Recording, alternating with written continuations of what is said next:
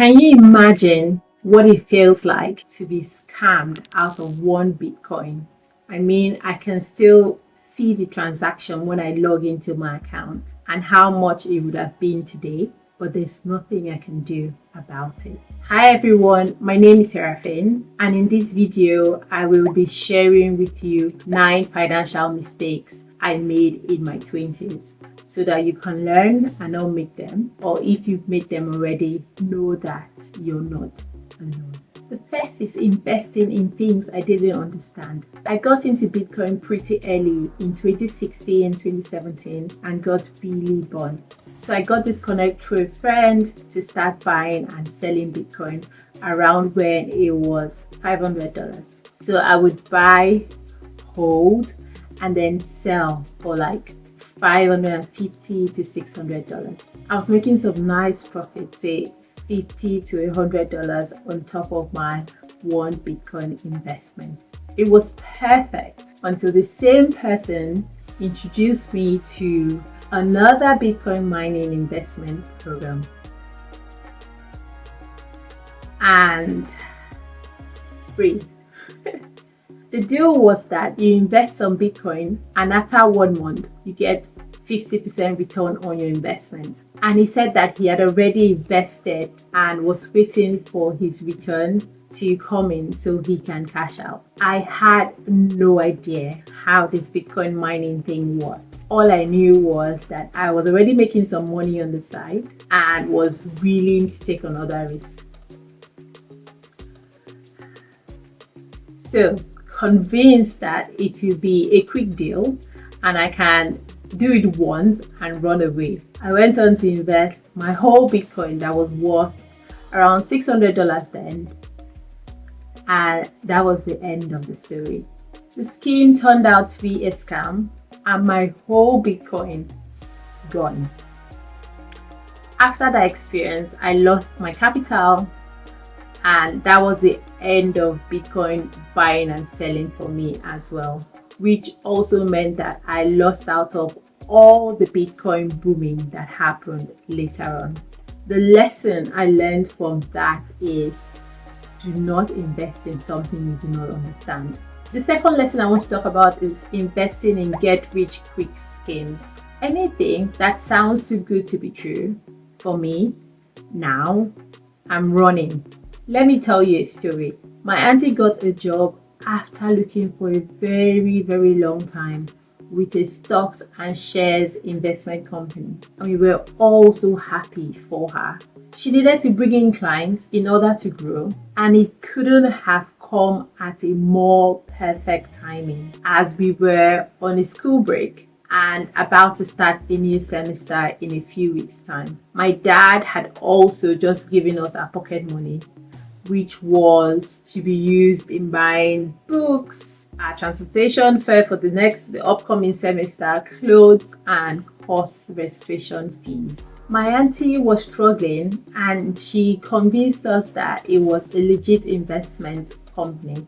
I mean, that is what she believed because she was a staff and she was working there and getting paid. So despite all the warnings from my dad, we went ahead to invest in this scheme. The plan was to get, I think, 40 to 50% return on investment within a month. As if life is that easy. A few weeks later, it turned out that the whole company was a scam and everyone apart from the top level executives were arrested. And that's how we lost that money. It took years for us to buy back our dad's trust again. The lesson I learned from that experience is if something sounds too good to be true, I am running away. Wealth takes time and hard work to build. The next lesson I want to talk about is buy cheap, buy twice. I used to buy a lot of new, cheap, shiny things and wear them a couple of times and it would just either break or it would break me. I remember buying a very cheap running shoes and ended up with a swollen knee, which took months to heal.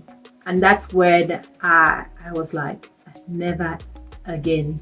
I'd rather save and buy the one good thing and then use every single drop of my penny or pound spent on it. And that is my motto going forward. The fourth lesson is investing in yourself first. One of the ways to earn more is to be able to solve problems. And to do that, you require skills. Skills do take time, effort, and sometimes money to acquire. If there's a course you need to take, put that as a priority over buying any other physical items for yourself, unless when it's absolutely needed.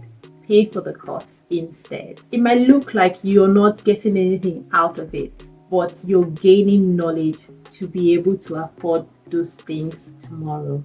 I have learned that no money invested in yourself is wasted. That leads me to the next lesson, which is pay yourself first.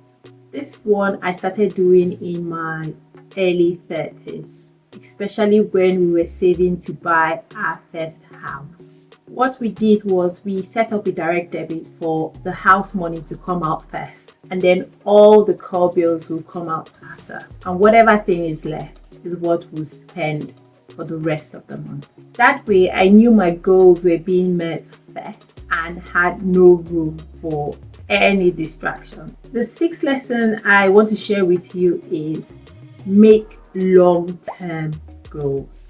I used to think that making 3 to 5 year financial goals was too much and I needed things to happen instantaneously. I was always hoping to land into a huge sum of amount of money and it will solve all my problems. But as I grew older, I realized that life doesn't work that way. As painful as it sounds, planning is your best friend. I am currently reading The Psychology of Money by Morgan Housel, if that's how it's pronounced. And it has really opened my eyes on how the rich plan their money and take on strategic bets for future investments. When you start putting your money aside, at first you won't see any major growth. There's always a temptation to stop, but don't. You got to keep going. And you look back and thank yourself for not giving up too quickly. The, seventh lesson I want to talk about is there is no Godfather or inheritance to tap into. I have to build my own wealth.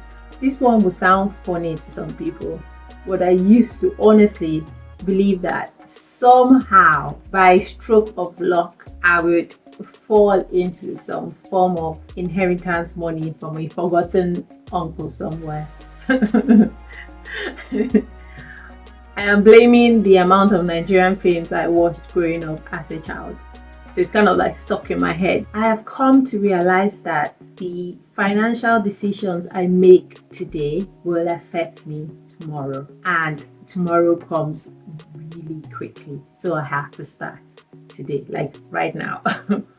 If you need to learn a skill, get on with it. If you need to reduce your spend to be able to save more, get started now, as time really does fly. The eighth lesson I learned is saving myself first. In other words, putting on my oxygen mask first before saving someone else. Again, one of those ones I learned pretty late. At some point, I realized that to be able to continue being there for my family and friends, I had to be selfish and prioritize the plans I had, which was buying a house and raising a family. The time you have to work is limited, and it will hurt when I look back and realize I've been working but have nothing to show for it. The last lesson I want to share is talking about money with your friends and your networks. This one is a controversial one, but I've come to realize that people don't talk about money at all. For instance, you see a group of friends, they go play golf together, they go to pubs together, they do like virtually everything together.